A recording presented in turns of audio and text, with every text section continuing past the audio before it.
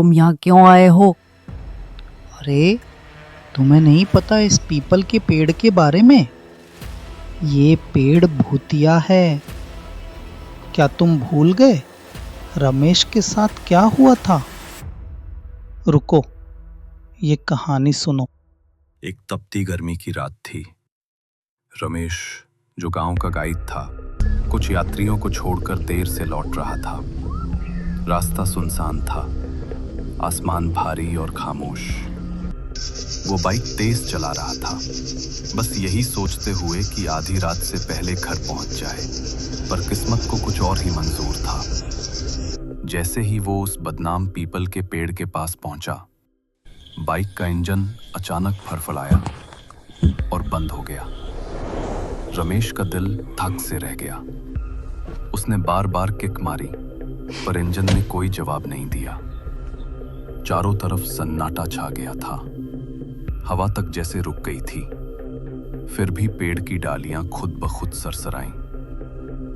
दूर कहीं कुत्ते पागलों की तरह भौंकने लगे और फिर एकदम चुप्पी। तभी पेड़ की तरफ से एक आवाज आई, एक औरत की सिसकियां। रमेश की रगों में खून जम गया। उसने बाइक वहीं छोड़ दी और तेज कदमों से गांव की ओर बढ़ा। लेकिन जल्द ही उसे महसूस हुआ कोई उसके पीछे चल रहा है। धीरे धीरे कदमों की आहट और हवा में मोगरे की मीठी खुशबू तैरने लगी। उसने पीछे मुड़ने की हिम्मत नहीं की, पर उसे एहसास था वो कोई औरत है।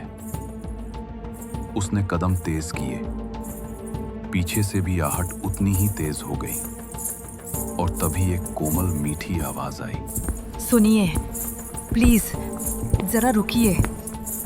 रमेश रुक गया। धीरे धीरे उसने सिर घुमाया और देखा, सामने एक जवान औरत खड़ी थी। मैं राजगढ़ से हूँ। मेरा नाम मीना है। मेरी बस छूट गई है। फोन में नेटवर्क भी नहीं है। बहुत डर लग रहा था, तभी आपको देखा। क्या आप मुझे नजदीकी स्टेशन तक छोड़ देंगे प्लीज? उसकी आवाज इतनी विनम्र थी कि रमेश को राहत मिली। उसने हल्की मुस्कान दी। ओह, अच्छा हुआ। मैं तो समझा।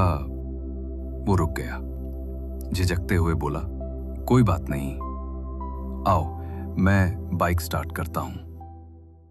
दोनों वापस पेड़ की ओर चले। रमेश ने झुककर बाइक किक की बार बार, पर इंजन फिर भी नहीं चला। क्या हुआ इसे? वो बुदबुदाया। और तभी उसकी नजर मीना के पैरों पर पड़ी। उसका पैर उल्टे थे। एक पल के लिए सब कुछ रुक गया। रमेश के चेहरे का रंग उड़ गया। दिल की धड़कनें इतनी तेज थीं जैसे छाती फट जाएगी। अब उसे समझ आया, वो चुड़ैल थी, पीपल की चुड़ैल। मीना ने सिर तिरछा किया। उसके होठों पर एक ठंडी डरावनी मुस्कान फैल गई। धीरे से बोली, चले? रमेश के पैरों में जैसे जान आ गई। वो मुड़ा और जान बचाने की कोशिश में पूरी ताकत से भाग पड़ा। रेत उसके पैरों के नीचे चरमराई, हवा उसके चेहरे पर चाबुक की तरह लगी। पीछे से आवाज आई, फिर मिलेंगे।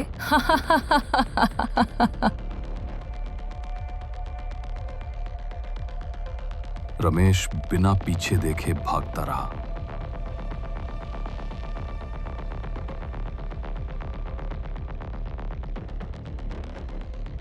किसी चमत्कार से वो गांव पहुंच गया। दरवाजे पर गिरते हुए जोर जोर से मां को पुकारा। मां पार्वती ने दरवाजा खोला और वो उनके पैरों में गिर पड़ा।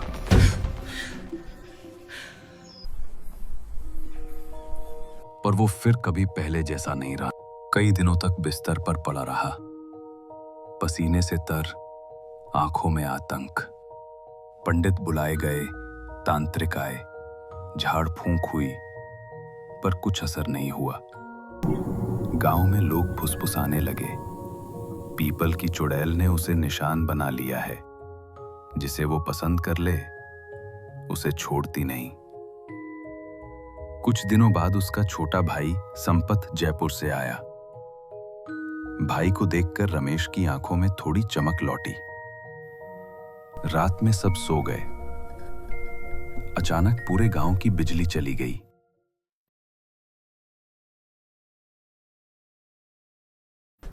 रमेश बेचैन होकर आंगन में निकला और फिर वही महक, मोगरे की। उसका खून ठंडा पड़ गया। वो धीरे धीरे चारों तरफ देखने लगा और वहीं आंगन के कोने में वही मीना खड़ी थी, मुस्कुराती हुई। उसकी आंखों में हल्की लाल चमक थी। रमेश का शरीर पसीने में भीग गया। तभी पीछे से कंधे पर किसी ने हाथ रखा। भैया, मैं आपको मिलवाना भूल गया। ये मीना है, मेरी दोस्त। हम शादी करने वाले हैं। इसकी राजगढ़ की बस छूट गई थी, इसलिए आज यहीं ठहरी है। रमेश ने धीरे धीरे सिर घुमाया, फिर सामने देखा। मीना अब और पास आ चुकी थी। उसकी मुस्कान और चौड़ी हो गई थी, आंखों की लाल चमक और गहरी। वो झुककर फुसफुसाई, कहा था ना, फिर मिलेंगे।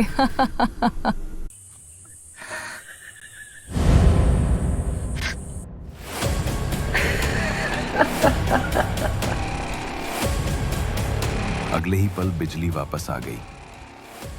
आंगन खाली था। बस रमेश जमीन पर पड़ा था, बिल्कुल बेजान। क्या तुम अब भी उस पीपल के पेड़ के पास जाने की सोच रहे हो? फिर सोच लो, क्योंकि मैं आज भी वहीं हूँ। और अगर कभी रात में मोगरे की खुशबू हवा में तैर जाए